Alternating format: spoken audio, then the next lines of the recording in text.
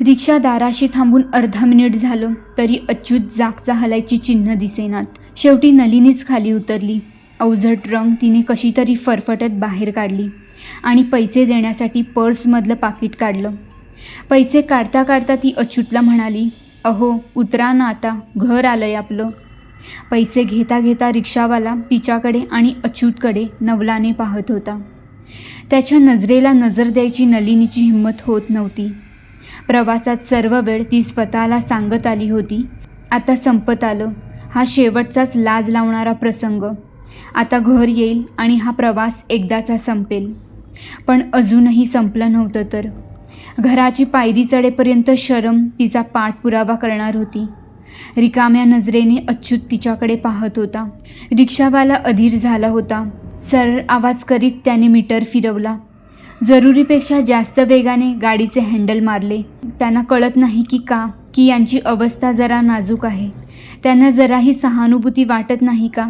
नलिनीच्या मनात रागाने विचार आला. अच्युतवरही तिचा राग होता. वाटले की हात धरून जोराने ओढून बाहेर काढावे त्याला. पण तो रागही क्षणातच विरघळून गेला. रागावून काय फायदा होणार होता? तिची मात्र शोभा झाली असती. नशिबाने अच्युत रिक्षातून खाली उतरला. तोंडातल्या तोंडात काहीतरी पुटपुटत रिक्षावाल्याने गर्रकन वळण घेतले आणि फर आवाज करीत रिक्षा निघून गेली. ते दोघे रस्त्यावर एकटेच राहिले.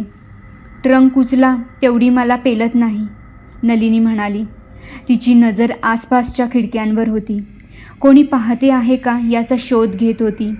एखादी खिडकी उघडली असली किंवा एखादा पडदा हलला असता तर ती मनातल्या मनात सुरमुडू लागली असती. अच्युत निस्ताच उभा होता. तिचे शब्द त्याने ऐकले होते का नाही कोणास ठाऊक.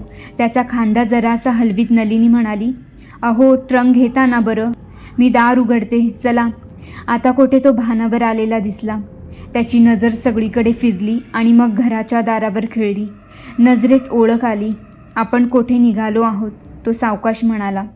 निघालो नाही, वन्सनकडे जाऊन परत आलो आहोत. तिचा आवाज इच्छा नसतानाही तिखट झाला होता. ती ट्रंक उचला आधी. आज्ञाधारकपणे अच्युतने ट्रंक उचलली. तिच्या मागोमाग तो पायऱ्या चढून वर आला. दार उघडून नलिनी आत आली. दारे खिडक्या बंद होती. दुपारच्या उन्हाने घराची एक संपूर्ण बाजू तापली होती. आतली हवा शिळी होती, भट्टीसारखी तापली होती. सगळीकडे धूळ पसरली होती.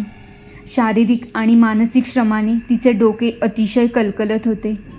एखादा कप कडक चहा जरी मिळाला असता तर, पण घरात दूधच काय, पाणीसुद्धा नसणार. दातांखाली ओठ आवळून तिने स्वतःला आवरले. गच्चीचे दार उघडले. गरम हवेचा झोत आत आला. मग खिडक्या उघडल्या. अच्युत आत आला होता, पण दाराच्या आतच ट्रंक घेऊन उभा होता.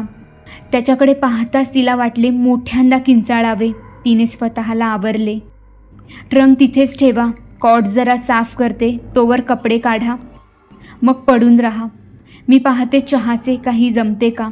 पाणी आणि दूध जमवायला तिला शेजारची 2 दारे ठोठावावी लागली. पाणी कोमट होते. दुधावरची साय काढलेली होती. अगं बाई, नलिनीबाई का? केव्हा आलात? बरं आहे का अच्युतरावांचं? परक्यांचे परके प्रश्न. उत्तराचीही फारशी फिकीर नाही. तोंड देखले हसून हो हो करीत नलिनी परत आली. अंगातल्या कपड्यानिशीच अच्युत कॉटवर झोपला होता. त्याच्याशी वाद घालायला तिच्यात त्राणच नव्हते. स्टोव्ह पेटवला. त्यावर दूध, पाणी, साखर, चहा सगळेच मिश्रण एकदम ठेवले. त्याला उकळी फुटेपर्यंत उधारीच्याच थोड्याशा कोमट पाण्याने चेहरा धुतला. कुंकू लावण्यासाठी ती आरशासमोर उभी राहिली. पण आरशावर धूळ माखली होती आणि तिचेही डोळे सुरसुरायला लागले होते. थरथरत्या हाताने तिने कुंकवाचा टिळा लावला. चहा उकळत होता. गाळल्यावर त्याचा रंग फारसा आकर्षक दिसत नव्हता. पण तिकडे न पाहता तिने 2 कप भरले. त्यातल्या एक अच्युतच्या उशापासच्या टेबलावर ठेवला. आत येता येता ती त्याला म्हणाली, चहा ठेवलाय बरं का, तेवढा घ्या. तिने चहाबरोबर 2 ऑस्पिरिन घेतल्या आणि मग भिंतीला पाठ लावून डोळा मिटून ती अगदी शांत बसून राहिली. 3 आठवड्यांपूर्वी ती कोवळ्या आशेने वन्सनकडे गेली होती. हवा पालट झाला. पथ्य पाणी झाले. चांगल्या डॉक्टरांची ट्रीटमेंट मिळाली. विश्रांती मिळाली की अच्युतमध्ये सुधारणा होईल. लोकांच्या भरवशावर तिनेही मनात आशेचा किल्ला उभा केला होता. इतकी आपुलकीची माणसं तिच्या सहाय्याला उभी राहिल्यावर तिचा धीर बराचसा परत आला होता. तिचं एक पत्र जायचा अवकाश आणि अच्युतची बहीण आणि तिचे यजमान दोघेही दाखल झाले होते. त्यांना दारात पाहूनच नलिनी रडायला लागली होती. अच्युतच्या वर्तनाने मनाचा गोंधळ झाला होता, पण तरीही मनाचा एक कोपरा वंश आणि त्यांचे यजमान यांचे स्वच्छ सामान आणि उच्च टापटिपीचे कपडे आणि आपल्या घरातला गोंधळ आणि कचरा यांची मनोमन तुलना करीत होती. ती अगदी भांबावून गेली होती. पूर्वी कितीदा तरी बोलावलं होतं तेव्हा वंश आल्या असल्या तर त्यांना आपला मध्यमवर्गीचाच पण सुखी आणि टापटिपीचा संसार दिसला असता. एक अनाहूत विचार याही क्षणी तिच्या मनात डोकावून गेला. अगं अगं, वंश म्हणाल्या, अगं काय करतेस? आता आम्ही आलो आहोत ना, पूज बरं डोळे. अच्छी कुठे? आतल्या खोलीत आहेत, झोपलेत. आत्ताच्या वेळी? ते सदानकदा पडूनच असतात, नलिनी कसेबसे म्हणाली. तेवढ्यात शंकरराव दुसरी बॅग घेऊन आत आले.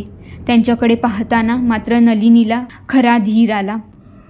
काय म्हणतायत अच्युतराव, कुठे आहेत? आत आहे समजताच बॅग तशीच ठेवून ते सरळ आत गेले होते. त्या दोघी आत येईपर्यंत अच्युतच्या खॉटपाशी त्यांनी एक घडीची खुर्ची ओढलीही होती. त्या दोघी दारापाशीच थांबल्या. त्यांचे इतके बोलणे झाले होते तरी घरात कोणी परकं आल्याची अच्युतला गंधर्वातही नव्हती. गेले 4 दिवस तो जसा खॉटवर पडून राहिला होता तसाच आताही पडून राहिला होता. चेहरा ढिला पडला होता, नजर विलक्षण भकास होती. ए अच्युत, शंकरराव मोठ्याने म्हणाले. इकडे पहा की जरा. अच्युतच्या डोळ्यांची पापणीही लवली नाही.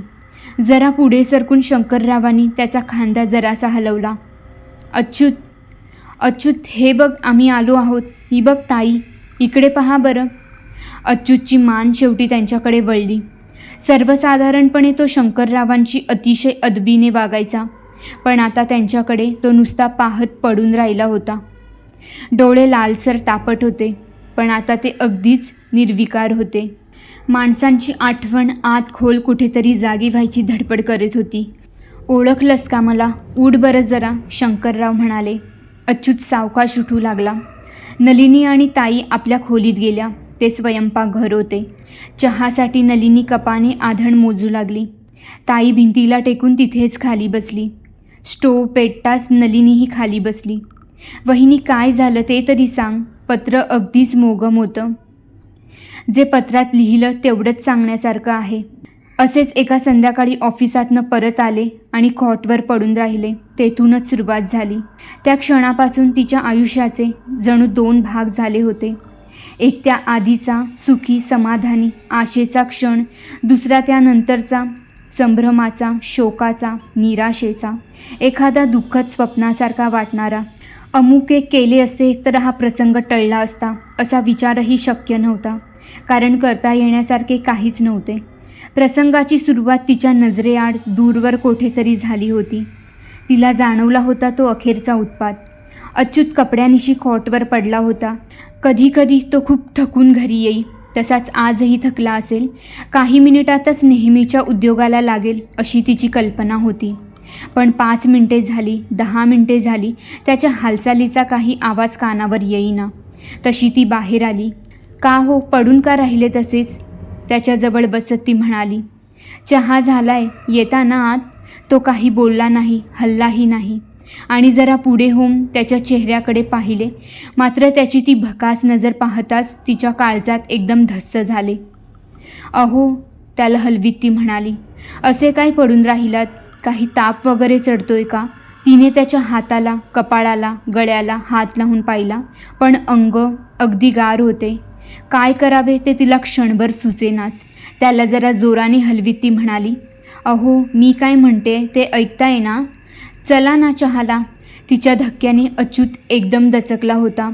क्षणभर त्याने शरीराची पोटाशी जुडी करून घेतली होती आणि मग एक मोठा उसासा सोडून तो उठून बसला होता. काय म्हणालीस? चहाला चला म्हणून मगाचपासून सांगते, ती उठत म्हणाली. प्रसंगाच्या दुर्लभपणाला न साजेशी एक खूप मोठी सुटकेची भावना तिला जाणवत होती. नको बाई, काही भलतं चलतं, ती मनाशी म्हणत होती. अच्युत उठला, कपडे बदलून हात तोंड धुवून स्वयंपाकघरात आला. पण नलिनीची सुटकेची भावना अल्पजीबी ठरली. क्षणभर जरी अच्युतकडे दुर्लक्ष झाले तरी त्याचे चित्त बिरबिरत होते कुठेतरी. हातातले काम तो विसरून जायचा, कोठेतरी शून्य नजर लावून बसायचा. नलिनीने त्याला 1000 वेळा तरी विचारले, तुम्हाला काही होतंय? असे गप्प का बसता? एवढा कशाचा विचार करता? तुमचे लक्ष जाते तरी कुठे?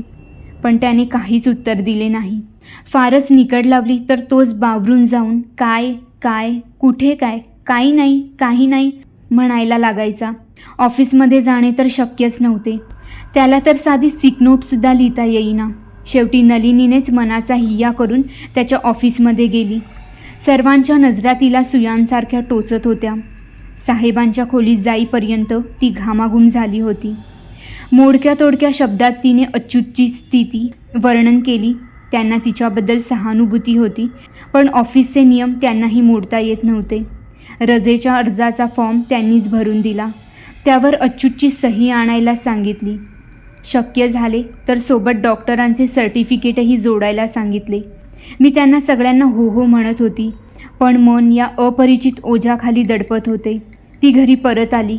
अच्युत तमाज निजून राहिला होता. त्याला तिने 2-3दा त्या कागदावर सही करायला लावली, पण त्याला कशाचा अर्थच समजत नव्हता. एकाएकी तिच्या डोळ्यात पाणी आले. डॉक्टरांना घरी घेऊन यायला हवे. अच्युतला अशा स्थितीत त्यांच्याकडे न्यायची कल्पनाच करवत नव्हती. आपला एकाकी असहाय्यपणा तिला या क्षणी प्रथम तीव्रपणे जाणवला. तिच्या मदतीला कोणी नव्हते. त्या दोघांचे कोणी जवळचे नातेवाईक गावात नव्हते. अच्युतचा कोणी निकटचा मित्रही नव्हता. आसपास शेजारी होते, पण त्यांच्याकडे जायची तिला शरम वाटत होती. मनात विलक्षण संकोच होता. घरातली सकाळची गाडाभर कामे तशीच पडली होती. अनाहूतपणे उपस्थित झालेल्या या नव्या जबाबदारीतच तिची सगळी धावपळ चालू होती. पण तिच्याशिवाय हे सारे करायला होते तरी कोण? आल्या प्रसंगाला धीराने तोंड द्यायला हवे. अडचणी काही कायमच्या राहत नाहीत. काही दिवसांत सर्व काही पूर्वीसारखे सुरळीत होईल. ती मनाला धीर द्यायचा खूप प्रयत्न करीत होती, पण कशाचाच उपयोग होत नव्हता. आता डॉक्टरांची भेट, मग त्यानंतर त्यांचे उपचार, आणि समजा त्यांनीही अच्युतमध्ये काही सुधारणा झाली नाही तर मनासमोर एकाहून एक भयानक चित्रे उभी राहत होती. डोळ्यातले पाणी काही केल्या थांबत नव्हते. नलिनी डॉक्टरांकडे गेली. शेजारचे एक वयस्क GP आजवर कधी चिल्लर थंडी खोकल्याखेरीज तिला कधी डॉक्टरांकडे जावेच लागले नव्हते. ती गजबजलेली वेटिंग रूम, लोकांचा गराडा, अशा या वातावरणात ती अधिकच गांगरली. अच्युतला काय होत आहे हेही तिला धड सांगता येईना. डॉक्टर ताडताड प्रश्न विचारत होते. ताप आहे का? चक्कर आली का? पोट बिघडले आहे का? ती सगळ्याला नाही नाही म्हणत होती. ते शेवटी जरा त्रासिकपणे म्हणाले, पण तिचा रडवेला चेहरा पाहून त्यांना जरा शरम वाटली असावी. हे पहा, पत्ता देऊन ठेवा. 1:30-2च्या सुमारास डिस्पेन्सरी बंद झाली की येऊन पाहतो, आणि 10 रुपये कंपाऊंडरकडे द्यावे लागतील. मी पैसे आणले नाहीत हो, तशीच घाईगर्दीने आली आहे. तिच्याकडे पाहून ते रागाने काहीतरी बोलणार होते, पण पुन्हा एकदा तिची नजरानजर होताच त्यांनी ओठावरचे शब्द मागे घेतले. ठीक आहे तर मी येतो. मी घरी जाऊन पैसे आणू का आता? नको नको, मी येतो आणि प्रत्यक्षच पाहतो. तेव्हा मग घरी परत अच्युत बाहेरच्या खोलीत एका खुर्चीत बसला होता. हालचाल केली असली तर तेवढीच. तेच ते विस्कटलेले केस, भकास डोळे, अर्थशून्य नजर. त्याने तिच्याकडे पाहिलेही नाही, तिला काही विचारलेही नाही. डॉक्टर पाहतील, काहीतरी उपाय सुचवतील. आत्ताच त्याला काही विचारायला नको, असा विचार करत ती आत आली. भात वरण कसे तरी केले. अच्युतला हात धरून घरात आणले. बोलून बोलून 2 घास खायला लावले. स्वतः 2 घास कसे तरी घशाखाली ढकलले. त्याला उठवून त्याचे हात धुवायला लावले आणि मग त्याला बाहेर झोपवायला जाऊन दिले. मग उरलेली कामे कशी तरी उरकली आणि बाहेर येऊन ती डॉक्टरांची वाट पाहत बसली. 12:30पासून 2पर्यंत ती ताटकळत बसली होती. दारापाशी एखादे वाहन थांबवल्याचा भास झाला की ती खिडकीतून डोकावून पाही. परत आपल्या जागी येऊन बसे. दर 2 मिनिटांनी घड्याळाकडे नजर जात होती. 1 वाजला, 1:30 वाजला, 2चे टोले पडले. डॉक्टर आले ते घाईगर्दीतच आले. आतल्या खोलीत जाता जाता त्यांची नजर घरातल्या सामानावरून सवयीनेच फिरली. अच्युतची तपासणी करायला त्यांना 10 मिनिटेसुद्धा लागली नाहीत. अच्युत तर त्यांच्याकडे पाहतही नव्हता. त्यांच्या प्रश्नांना उत्तरही देत नव्हता. ते बाहेर आले. दारापाशीच हातावर स्टेटस्कोप आपटीत उभे राहिले. नलिनी त्यांच्याजवळच धडधडत्या काळजाने उभी होती. काल संध्याकाळपासूनच असे करतायत म्हणत नाहीत का? ते शेवटी म्हणाले. खरं सांगू का, शारीरिक दोष तर काही वाटत नाही. काही शॉक वगैरे बसला असावा, पण तो प्रांत माझा नाही. तुम्ही त्यातल्याच कोणाकडे तरी न्यायला हवं. एखादे नाव सुचवता का? मला यातलं काहीच माहिती नाही. तसं खाजगी जाऊ नका, ते परवडायचे नाही. सरळ सरकारी दवाखान्यातच तपासणी करून घ्या. पण कोणता सरकारी दवाखाना? अहो, आपलं मेंटल हॉस्पिटल. नलिनी जवळजवळ खालीच बसली. अहो, इतक्या घाबरू नका काही. तिथे मानसिक तपासणीची सोय चांगली आहे आणि काहीही खर्च होत नाही म्हणून ते सांगितलं. हे पहा, एखाद्या मोठ्या माणसाला बोलावून का नाही घेत इथे? प्रकार सिरियस नसला तरी एखादे वेळी लवकर आटोक्यात यायचाही नाही. आहे ना बोलवण्यासारखं कोणी? मग बोलवा तर. बरं, मी जातो. थांबा ना, तुमची फी द्यायची राहिली आहे. नको नको, असू द्या, ते घाईने म्हणाले आणि निघून गेले. त्याच दुपारी तिने वन्सनना पत्र टाकले होते आणि अच्युतच्या अर्जावर कशी तरी सही करून घेऊन तो कागद त्याच्या ऑफिसात नेऊन दिला होता. तिला करता येण्यासारखं सर्व काही तिने केले होते. आता मन एकदम रिकामे झाले होते आणि त्या रिकाम्या जागेत कोणत्या तरी भीतीची पाल चुकचुकत होती. वन्सनच्या मुंबईतल्या फ्लॅटवर ती अच्युतबरोबर 1-2दा गेली होती. तिथला रुबाब आणि ऐश्वर्य पाहून तिचा जीव दबून गेला होता. आता ते दोघे अचानकपणे घरी दाखल होताच आपले कनिष्ठ मध्यमवर्गीय घर आणि त्यांची आलिशान जागा यांची तुलना मनात अपरिहार्यपणे होत होती. मी त्यांचा हेवा मुळीच करत नव्हती, पण वंस आपली पोझिशन निदान भावाशी वागताना तरी जरा दूर ठेवू शकत नव्हत्या का? अच्युतने पायपीट करून त्यांचा विवाह जमवला तेव्हा शंकरराव जेमतेम 300 रुपये मिळवित होते. हे पुढचे सोन्याचे दिवस कोणाच्या स्वप्नात होते? अर्थात वंस सुरेख होत्या. संपत्तीचा सास त्यांच्या रूपाला शोभत होता. हे सगळं खरं, पण एकेकाळी याच भावाला मीठ भाकरी करून घालत होत्या ना. निदान त्याच्याशी घरी त्यांनी असं गर्वाने तुच्छतेने वागायला नको. तिला त्यांचे वागणे खटकले होते. अच्युतशी यावर बोलताना तिने त्याचा रागही ओढावून घेतला होता. पण आता तो गप्प होता. शंकरराव त्याला पुन्हा पुन्हा विचारत होते आणि मध्येच तो एखादा हुंकार देत होता. ती स्वयंपाकघरात बसून वन्सनना सगळं सांगत होती. शंकरराव आणि अच्युत या दोघांचा चहा तिने बाहेर नेऊन दिला होता. शंकरराव स्वतःचा रिकामा कप आणि अच्युतचा स्पर्श न केलेला भरलेला कप घेऊन आत आले. नलिनी गडबडत उभी राहिली. काही बोलतच नाही बुवा हा. त्यांचे रक्ताचे नाते असूनही वन्सनपेक्षा त्यांचीच काळजी खरी वाटत होती. मेंटल हॉस्पिटलमध्ये तपासून घ्या, हिचे डॉक्टर म्हणतात, वन्स म्हणाल्या. आता किती वाजलेत?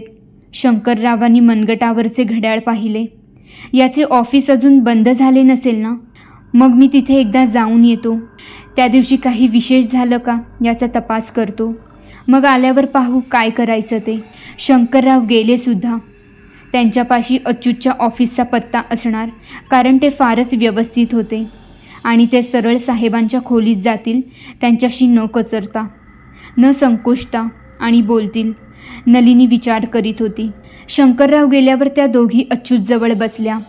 वन्सनच्या समोर त्याच्याशी बोलायला नलिनी जरा कचरतच होती. पती पत्नी हे सर्वांजवळचे नाते, त्यात खरोखर संकोचाचा स्पर्शसुद्धा नको. त्यातून वंस म्हणजे काही कोणी परक्या नाहीत हे सर्व समजत असूनही नलिनीची जीभच रेटत नव्हती. वन्सननाही काही बोलायला सुचत नव्हतेसे दिसले. अच्युत, अरे अच्युत, त्यांनी 1-2 वेळा हाका मारल्या आणि मग त्याही गप्प बसल्या. संभाषणातला हा खंड नलिनीला काही जोडता येईना. वन्सनशी एखाद दुसऱ्या प्रश्नाने ही कोंडी फोडायचा प्रयत्न केला असता तर ते जमले असते. त्याही गप्प बसल्या होत्या. 6च्या सुमारास शंकरराव परत आले. त्यांच्या चेहऱ्यावरून फारशी आशा करायला वाव नव्हता. रुमालाने मान गळा पुसत ते खुर्चीवर बसले. काही तपास लागत नाही बुवा, ते शेवटी म्हणाले. येता तुझ्या त्या डॉक्टरांनाही भेटून आलो. त्यांचाही अंदाज चालत नाही. अर्थात हा त्यांचा भाग नाही हे तर आहेच म्हणा. मला वाटतं तुम्ही दोघं मुंबईलाच चला आमच्याबरोबर. तिथे डॉक्टरी तपासणीही चांगली होईल आणि तुलाही जराशी मदत होईल. भांबावलेली नलिनी कशालाही तयार होती. शंकररावांनी सगळं ठरवलेलंच दिसत होतं. रात्रीच्या गाडीची 4 तिकिटेही रिझर्व केली होती. वन्सनचा सल्ला त्यांनी घेतला नाही. नलिनीच्या लक्षात आले की मुंबईहून निघतानाच ते आधीच असे काहीतरी ठरवून आले असतील. नलिनी, रात्री 10ला गाडी आहे, तेव्हा तुझं आवरायला लाग. आता जेवणाबिवणाचं काही नको, स्टेशनवरच घेऊ काहीतरी. आणि हे बघ, अशी घाबरून जाऊ नकोस. आधी तपासणी होऊ दे. एकदम काही वेडंवाकडं मनात आणू नकोस. आम्ही आहोत ना मदतीला. 24 तासांत ती प्रथमच सहानुभूतीचा शब्द ऐकत होती. मनाचा सगळाच गोंधळ झाला आणि खाली बसून ती ओक्साबोक्शी रडायला लागली. वहिनी, असं नको ग करूस. वंस दूरच उभ्या राहून बोलत होत्या. ए जा बघ बरं, तिला आवरायला जरा मदत कर, शंकरराव म्हणाले. नलिनीच्या कानालाही तो आवाज नेहमीपेक्षा जरा जास्तच तिखट वाटला. वंसंना कामाला लावायचं, त्या एका विचारानेच ती भानावर आली. डोळे पुसून घर आवरायला लागली. पॅकिंगचा तिला अनुभव नव्हता. नाही त्या वस्तू ती बॅगेत भरत होती. अच्युत त्याच्या बहिणीकडेच जातो आहे, तेथे कशाची उणीव भासणार नाही हे काही तिला सुचले नाही. अच्युत खाली सीटवर झोपला होता. नलिनी त्याच्याच पायथ्याशी एका कोपऱ्यात बसली होती. शंकररावांनी 3-4दा तरी तिला वरच्या साईडला झोपायला सांगितले होते. मी खाली आहे, त्याच्याकडे लक्ष आहे ते म्हणाले होते. पण हो म्हणूनसुद्धा ती जागची हल्ली नाही. काचेला डोळे टेकवून नलिनी बाहेरच्या अंधाऱ्या सृष्टीवर नजर खिळवून बसली होती. काचेत डब्यातले अस्पष्टसे प्रतिबिंब दिसत होते, पण त्या प्रतिबिंबावर बाहेरची सरकणारी अज्ञात ठिणग्यांनी फुललेली भयानक काळी रात्र आक्रमण करीत होती. तिला वाटले आपल्या आयुष्याचीही या क्षणी हीच गत झालेली आहे. रोजचे सरावाचे जीवन एकदम धुसर काचेवरच्या प्रतिबिंबासारखे भ्रामक झाले आहे. पायाखालचा आसरा सरकायला लागला आहे आणि या रहस्यमय रात्रीसारखेच काहीतरी अज्ञात, निष्ठुर, अगम्य काहीतरी आपल्या आयुष्यावर आक्रमण करीत आहे. आपले लहानसे जग अंधारात बुडून नामशेष होणार आहे या विचाराने असेल किंवा रात्रीच्या गारव्याने असेल, तिचे सर्व अंग एकदम शहारून उठले. पहाटेच तिला डुलकी लागली असावी. गडबडीने तिला जाग आली तेव्हा गाडी दादरला लागली होती. समय सूचकता दाखवून तिने अच्युतला आधीपासूनच हलवायला सुरुवात केली. तेव्हा कुठे सर्वजण वेळेत खाली उतरू शकले. बाहेरचा प्लॅटफॉर्म आणखीनच गार होता. विचाराने आणि जागरणाने ती विलक्षण थकून गेली होती. वन्सनकडे तिच्या सासूबाई होत्या. नलिनी आता त्यांना प्रथमच पाहत होती. आपण येथे आलेले त्यांना फारसे आवडलेले नाही अशी तिची कल्पना झाली. पण शंकररावांसमोर बोलायची कोणाचीच हिंमत नव्हती. आल्या त्यांनी एक खोली त्यांच्या वापरासाठी रिकामी करून दिली. सर्वांपेक्षा तेच तिची खरी अवस्था जाणत होते. नलिनी, आता चहा घे आणि जरा वेळ झोप. अगदी चिंता करू नकोस अच्युतची. आता संध्याकाळी मी डॉक्टरांना बोलावून घेतो आणि मग पाहू. तू चांगली विश्रांती घे, नाहीतर तुलाच औषधपाणी करायची वेळ यायची. वन्सनची 2 लहान मुलं जरा नवलाने या अचानक आलेल्या पाहुण्यांकडे पाहत होती. हा मामा बरं का, शंकरराव त्यांना सांगत होते. आणि ही मामी. पण आता मामाला बरं नाही, तेव्हा मामा मामींना त्रास नाही द्यायचा बरं का. सकाळच्या कामाच्या वेळी आणि तेही लोकांकडे पाहुणे म्हणून आले असताना झोप काढणे नलिनीच्या कोणत्याच नियमात बसत नव्हते. 5-7 मिनिटे आराम करून घरात कामाला जायचा तिचा विचार होता. शंकरराव म्हणाले होते ते एका अर्थी खरे होते. तिची बरीचशी काळजी आता कमी झाली होती. तेव्हा ती जरा वेळासाठी म्हणून कॉटवर आडवी पडली, पण तिला अगदी गाढ झोप लागली. तिला जाग आली तेव्हा दुपारचा 1 वाजला होता. शंकरराव कामाला गेले होते. घरात सामसूम होती. वंसही झोपल्या असाव्यात. अच्युत मात्र शेजारच्या कॉटवर निश्चित पडूनच होता. त्याच्या खाण्यापिण्याची कोणी चौकशी केली का, तिच्या मनात पहिला विचार आला. ती उठून स्वयंपाकघरात आली. मोलकरीण घासून आणलेली भांडी लावीत होती. नलिनीचा आवाज ऐकताच वंसही आत आल्या. नलिनी जरा शर्मिंदी होऊन म्हणाली, वंस, मला झोपच लागून गेली, काही ध्यानच राहिलं नाही पहा. वास्तविक त्यांनी ते हसण्यावरी न्यायला हवं होतं, पण